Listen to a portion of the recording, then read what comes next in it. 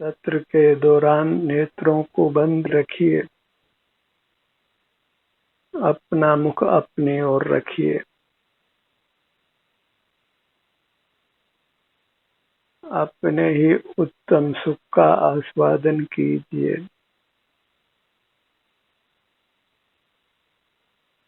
अपने सिर से पांव तक इतना ही आनंद है जो उत्तम है, अनुपम है, अतीन्द्रिय है, निर्दोष है, स्वाधीन है।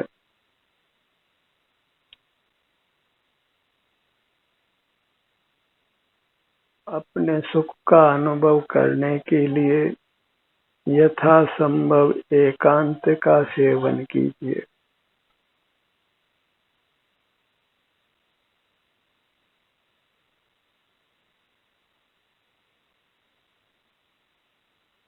अपने ध्यान को अपने सिर के भाग पर लाइए।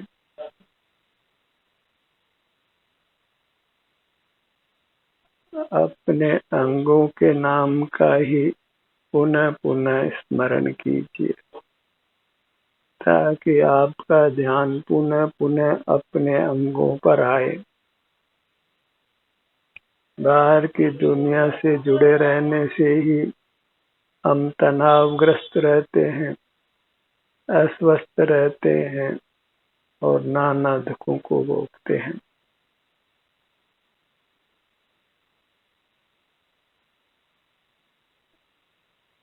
ललाट का भाग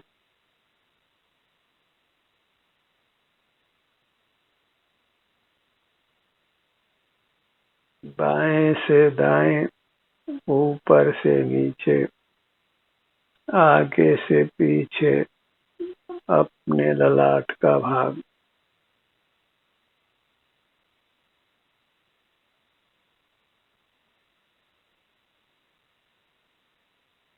सुख की खोज अपने पास आने से ही समाप्त होती है। बाहर कहीं सुख की खोज पूर्ण नहीं होती, क्योंकि बाहर सुख नहीं है।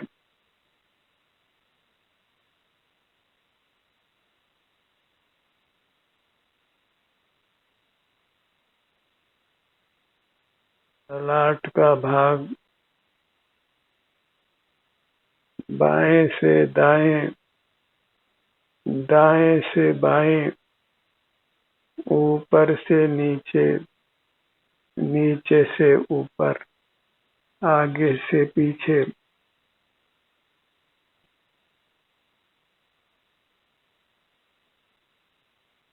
अपने ध्यान को अपने भ्रू मध्य पर लाइए।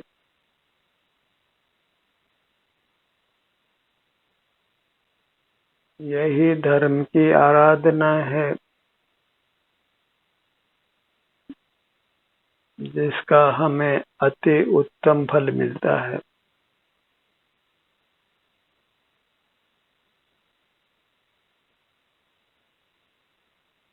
भ्रू मध्य,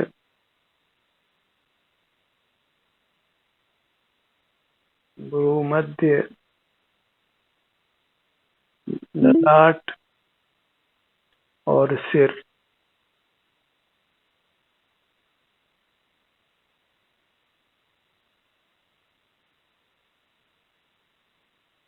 मूर्त शरीर के समान ही हमारा अमूर्त आकार है। मूर्त शरीर के अंगोपांग रूप ही हमारे अमूर्त अंगोपांग हैं। हमें अपने अमूर्त शरीर और उसके अंगोपांगों का ही संवेदन होता है, क्योंकि सुख दुख हमारे अमूर्त शरीर और अंगोपांगों में ही होता है।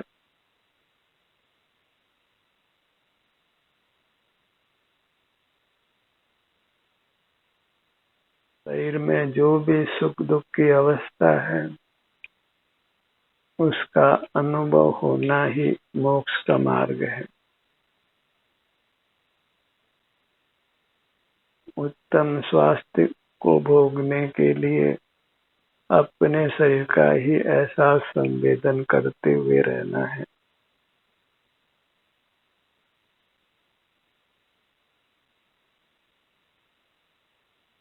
अपना अनुभव करने का नाम ही धर्म है।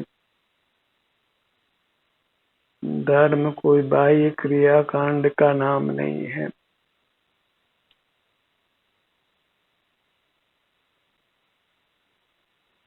अपने सन्मुख रहना, अपने स्वास्थ्य की स्थिति को भोगना, सारे जगत से विमुख रहना, विरत रहना, सर्व चेष्टाओं से रहित होकर अपने सुख को भोगना, इसी से हम परमात्मा के लघुनंदन होते हैं और थोड़े समय में ही हम परमात्मा होते हैं।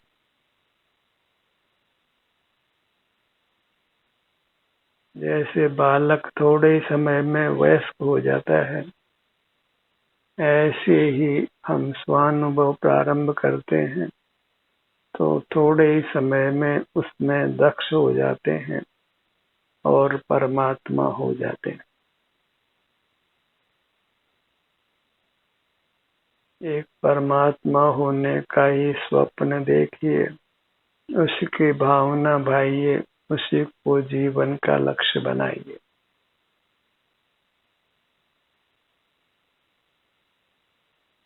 और उसमें कुछ पर की सहाय की आवश्यकता नहीं है। अपने सन्मुख रहकर उत्तम सुख को भोगते हुए हम परमात्मा बनते हैं। बस बाहर की दुनिया से मुख मोड़ना है। बाहर की दुनिया का नाम विषय है और उसके सन्मुख रहने से हमको कसाई होती है। विषय कसाय का जोड़ा है। जहाँ विषय संबंधी ज्ञान है वह नियम से कसाय है। बाह्य पदार्थों को देखते जानते हुए अवश्यंभावी राग होता है और वह राग ही दुख है। राग में द्वेष को गर्भित जानिए। बाह्य पदार्थ जब सुहावने लगते हैं तो सुखद अनुभव में आते हैं और असुहावने होते हैं तो दुखद अनुभव में आते हैं। जब सुखद अनुभव में आते हैं तो उनसे राग होता है, दुखद अनुभव में आते हैं तो उनसे द्वेष होता है। तो बाह्य जगत को विषय करते हुए राग या द्वेष दो में से एक का होना अवश्यंभावी है और अपने अनुभव में ज्ञान की कोई आवश्यकता नहीं है। मात्र जब हम बाहर का जानना बंद कर देते हैं तो हमें अपना अनुभव होने लगता है।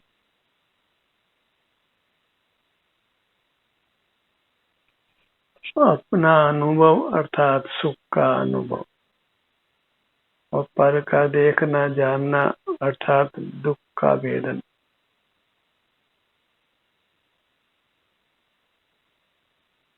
अपने ध्यान को अपने दोनों कानों की बात पर लाइए। जितना समय हम अपने शरीर का एहसास करते हुए जीते हैं उतना समय ही हम यथार्थ रूप से जीते हैं।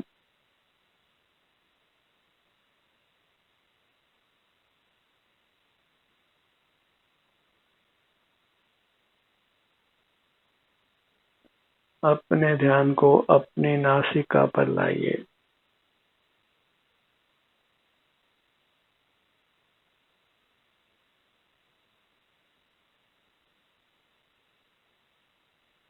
सुख के लिए अपने अमूर्त काया से परे नहीं जाना है।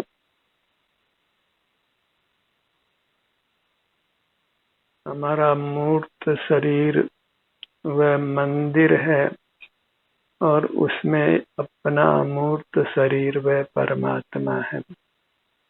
और अमूर्त शरीर वही हमारा स्वरूप है, वही हम हैं।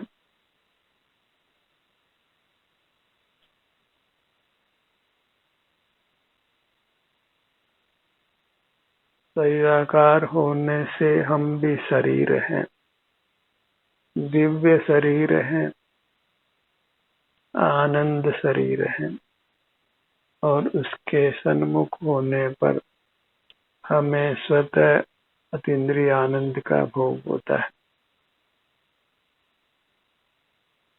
और परमात्मा का लक्षण ही अतीन्द्रिय सुख का अनुभव होना है।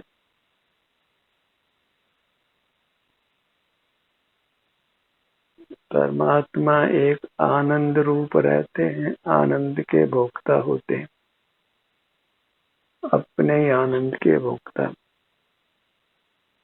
परमात्मा का ही पर्यायवाची शब्द आनंद भोजी है। जो अपने आनंद को भोगता है वही परमात्मा है।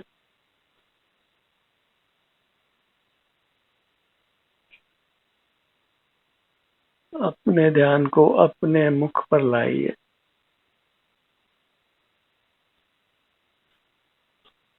जितना हम बाह्य दुनिया से संपर्क रखते हैं उतना ही हमको दुख का अनुभव होता है, और जितना अपने अमूर्त शरीर से संपर्क रखते हैं उतना ही हमको सुख का अनुभव होता है। दुख सुख की इतनी ही मीमांसा है।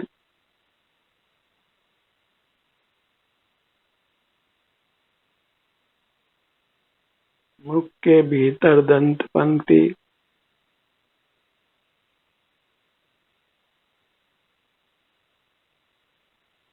अपने अंगों के नाम को बारंबार अपने मन ही मन में दोहराइए, ताकि आपका ध्यान अपने अंगों पर स्वतंत्र रूप से रहे, विचरण करे।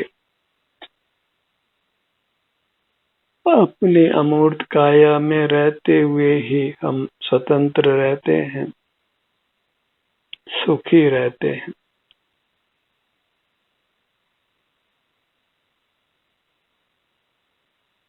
मुख के भीतर जिह्वा का भाग,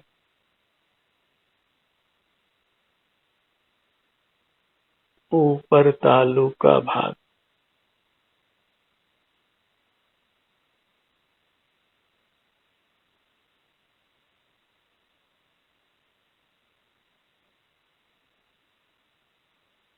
पूरा मुखमंडल,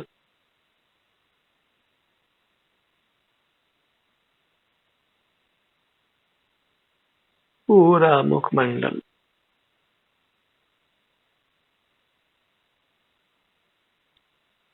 यही परमात्म दर्शन है, देव दर्शन है। इसके अलावा सब इंद्रिय ज्ञान है।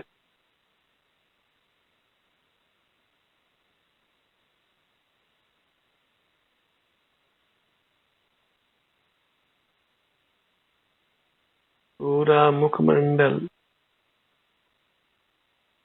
सिर का भाग, ललाट, भ्रू मध्य,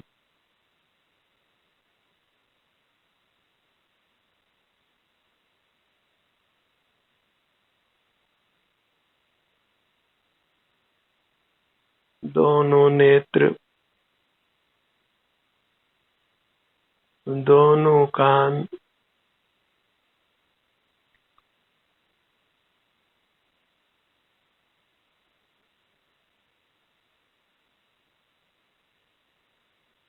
मुखमंडल,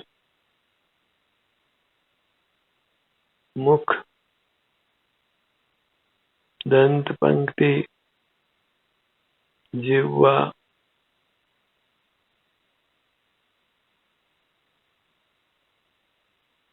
पूरा मुखमंडल,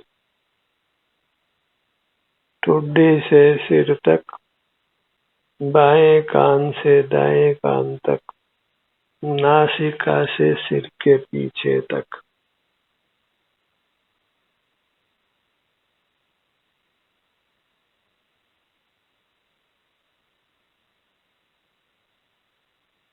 आप ही अपने रूप को अनुभव में ले सकते हैं। अन्य किसी के ज्ञान का विषय हम कदापि नहीं हो सकते। दुनिया का कोई भी बड़े से बड़ा कैमरा भी हमारे अमूर्त शरीर की फोटो नहीं खींच सकता है, हमारी फोटो नहीं बना सकता है।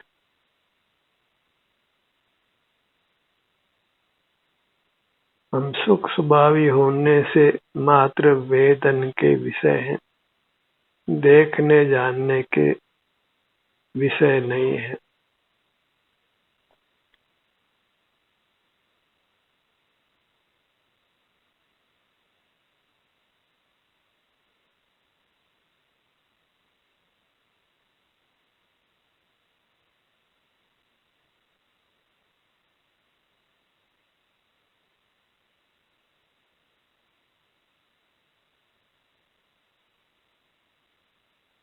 अपने ध्यान को अपने गर्दन के भाग पर लाइए।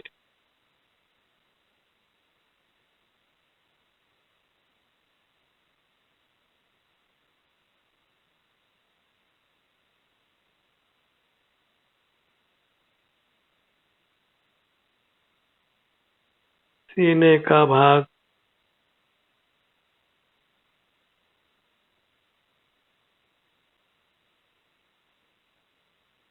धर्म 12 महीने करने की वस्तु है। अधर्म रूप रहना कभी अच्छा नहीं है, इसलिए प्रतिक्षण को ही पर्व के रूप में मनाइए।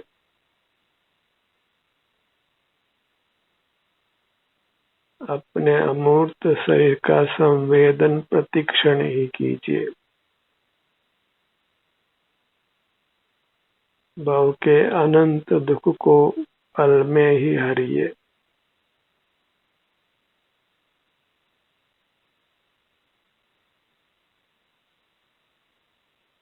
पेट का भाग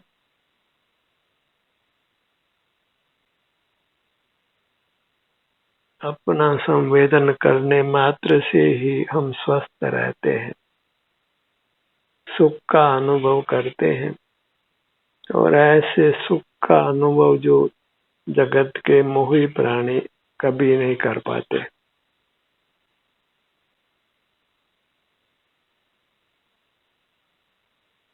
बाहर की जितनी भी उपलब्धियां हैं वे सब के सब क्षुद्र हैं, वे जीव को उत्तम सुख का अनुभव नहीं करा सकती।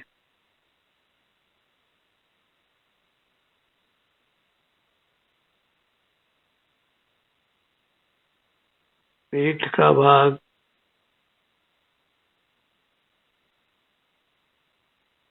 सीने का भाग अपने मन में अपने अंगों का नाम लीजिए, ताकि आपका ध्यान अपने अंग पर त्वरा से पहुंच सके।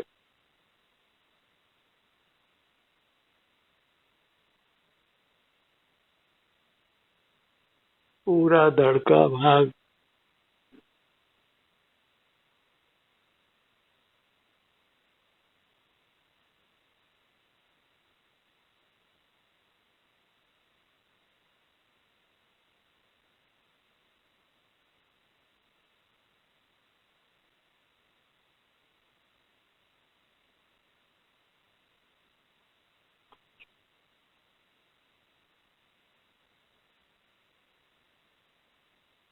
जीव पदार्थ ही परमात्म स्वरूप है। अपनी आराधना करना अर्थात अपना संवेदन करना ही आराधना का सार है, धर्म का सार है।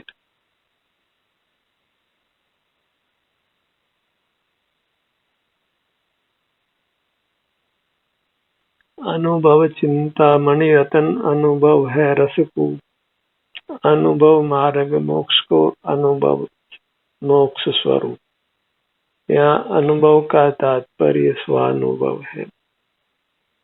अपने ध्यान को अपने सिर से पैरों तक रोक कर रखना है।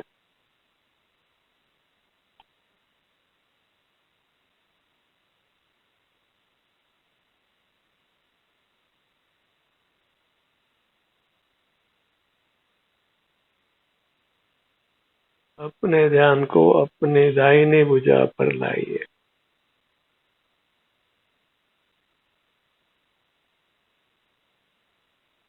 अपने ध्यान को अपने अंगों पर लाकर ही हम हर प्रकार से पूर्ण रूप से स्वस्थ रह सकते हैं।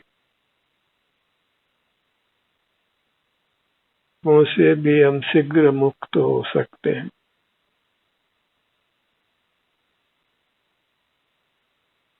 अनुभव से जहाँ मोक्ष की प्राप्ति होती हो, वह रोगों से बचाव होना, रोगों से मुक्त होना सहज है।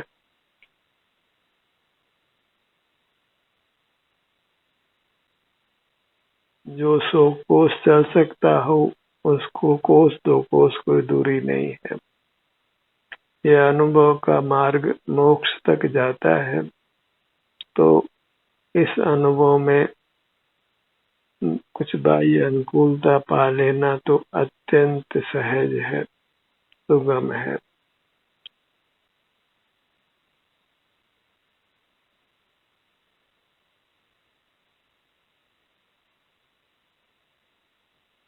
दाहिने भुजा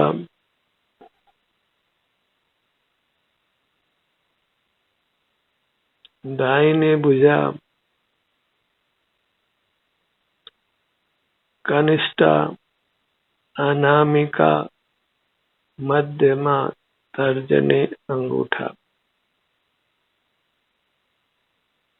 जैसे हम किसी रिकॉर्ड में कोई संगीत भर दें, तो वह रिकॉर्ड उसी संगीत को बार बार बोलता है। ऐसे ही हमको अपने चित्त में अपने शरीर को भर देना है, तो फिर हमारा चित्त अपने शरीर को पुनः पुनः अनुभव में लेता है।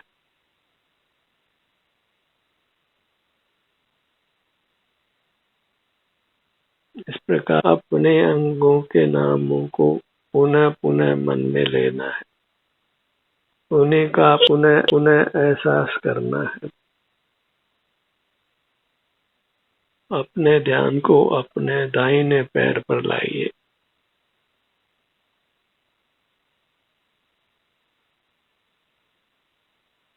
अपने ध्यान को अपने शरीर पर लाने से उत्तम कार्य पूरे ब्रह्मांड में नहीं है।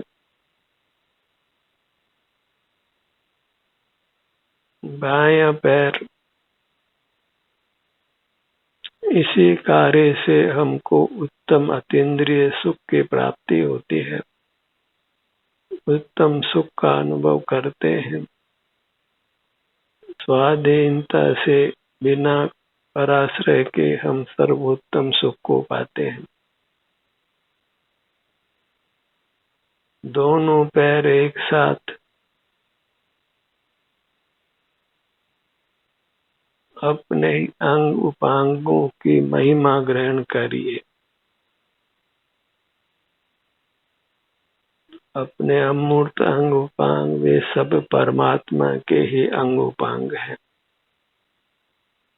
क्योंकि अंतरंग में हम हमारे परमात्मा हैं। आत्मा ही परमात्मा है और आत्मा ही आनंद रूप है, और आत्मा अपने अमूर्त शरीर का ही शास्त्रीय नाम है।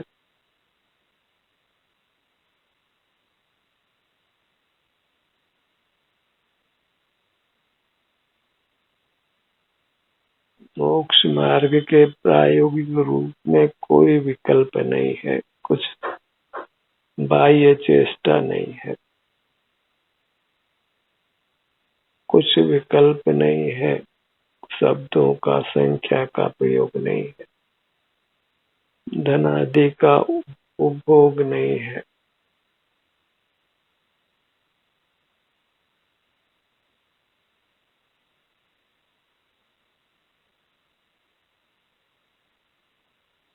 अपने ध्यान को अपने दाहिने हथेली पर लगाइए।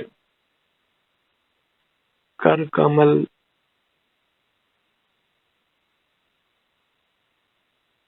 छोटी अंगुली, अनामिका, मध्यमा, तर्जनी, अंगूठा।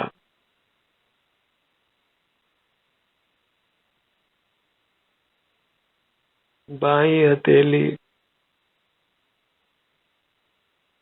कनिष्ठा, अनामिका, मध्यमा, तर्जनी, अंगूठा। मन ही मन अपने अंगों के नामों को दोहराते रहना है।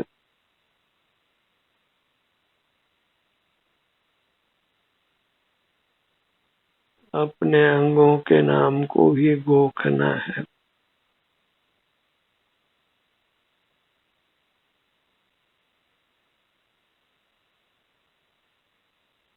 पूरी मूर्त, यही वास्तविक अकृत्रिम चैत्य है।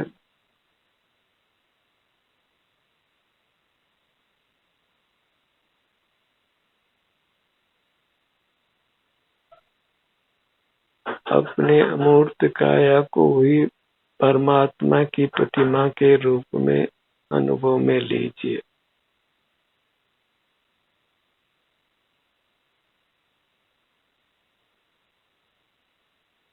अंतर में ही विहार करिए, अंतर में ही उपस्थित रहिए, अंतर में ही स्थित रहिए।